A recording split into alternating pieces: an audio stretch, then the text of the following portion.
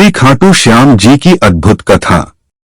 राजस्थान की पावन धरती खाटू धाम में विराजमान है भक्तों के हृदय सम्राट हारे के सहारे श्री खाटू श्याम जी। इन्हें कलियुग का देवता कहा जाता है।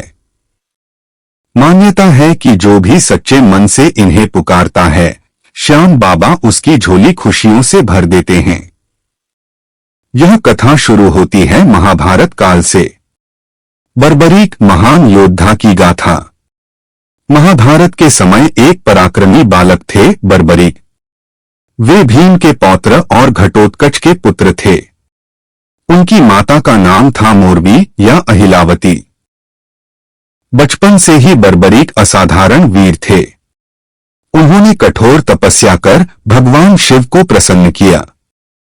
भगवान शिव ने उन्हें 3 अमोघ बाण दिए। ये 3 बाण इतने शक्तिशाली थे कि पूरा संसार नष्ट करने के लिए भी पर्याप्त थे।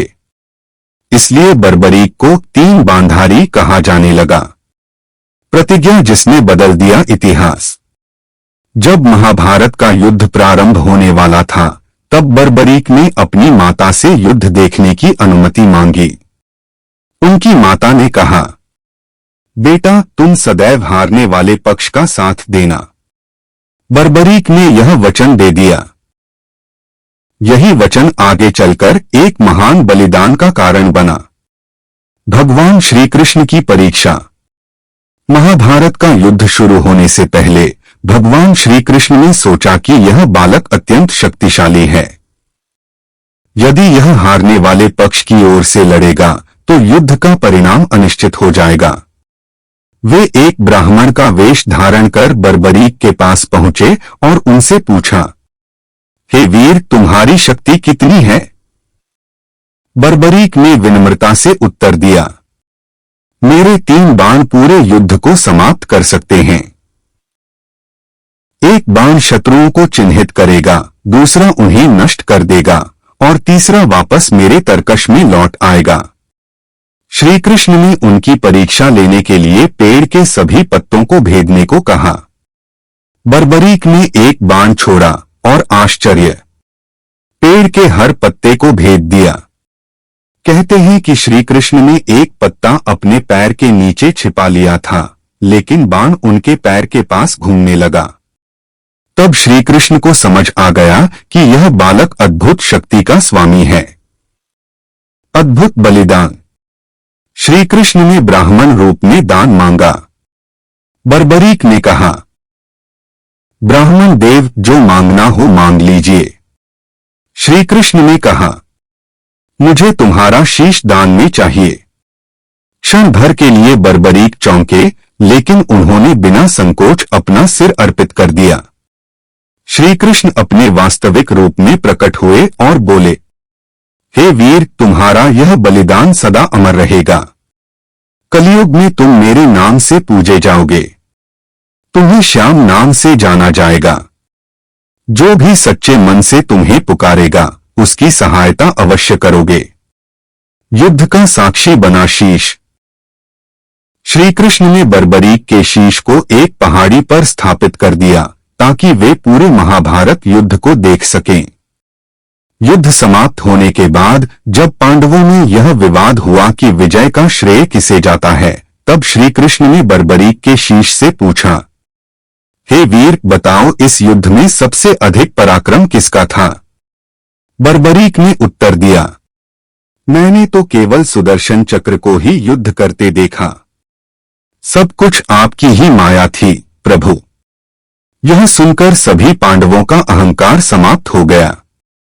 खाटू धाम में प्रकट हुए श्याम। कालांतर में बर्बरीक का शीश राजस्थान के सीकर जिले के खाटू गांव में धरती से प्रकट हुआ। आज वही भव्य मंदिर स्थित है, खाटू श्याम मंदिर।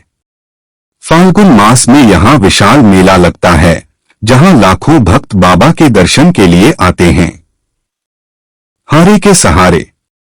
श्याम बाबा को हारे का सहारा इसलिए कहा जाता है क्योंकि वे सदैव हारने वालों का साथ देते हैं। जो व्यक्ति जीवन में निराश, दुखी या पराजित हो, वह यदि सच्चे मन से श्याम बाबा को पुकारे तो उसके जीवन की दिशा बदल जाती है। भक्ति का संदेश। श्याम बाबा की कथा हमें सिखाती है अहंकार का त्याग, वचन का पालन, सच्ची भक्ति और समर्पण। उनका जीवन त्याग, वीरता और समर्पण का अद्भुत उदाहरण है। समापन। तो भक्तों, यह थी हारे के सहारे तीन बांधारी वीर बर्बरीक की अमर गाथा, जो आज कलयुग में श्री खाटू श्याम के रूप में पूजे जाते हैं। यदि आप कभी राजस्थान जाएं, तो खाटू धाम अवश्य जाएं। कहते हैं, जो भी आया श्याम के दरबार, खाली हाथ न गया। एक क्यों कहलाते हैं हारे के सहारे?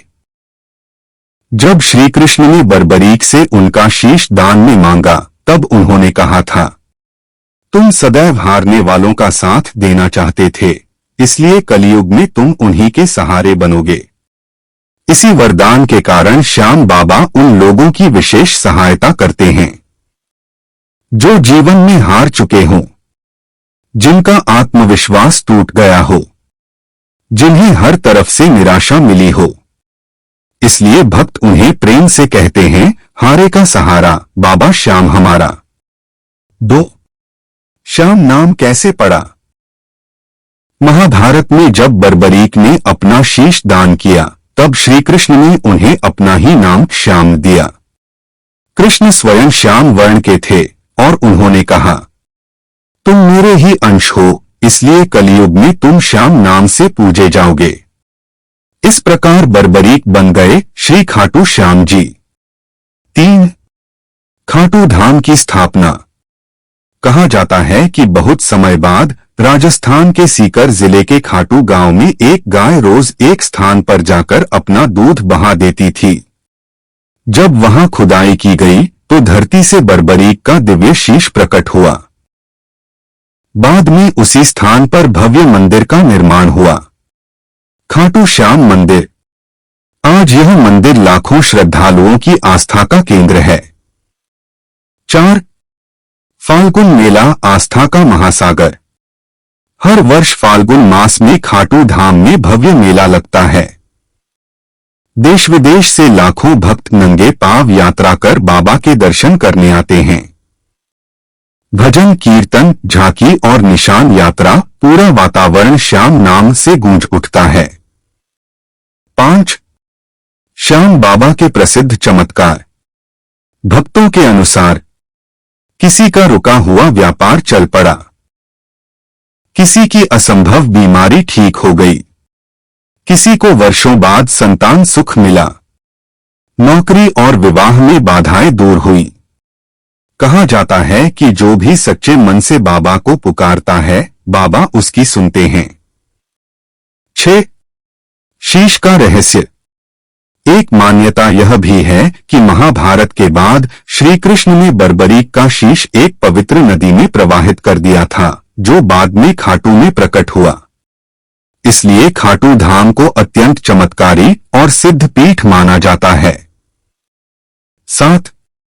श्याम भक्ति की विशेषताएं। श्याम बाबा की भक्ति बहुत सरल मानी जाती है। केवल सच्चा मन चाहिए, दिखावा नहीं, अहंकार नहीं, सच्ची श्रद्धा और प्रेम।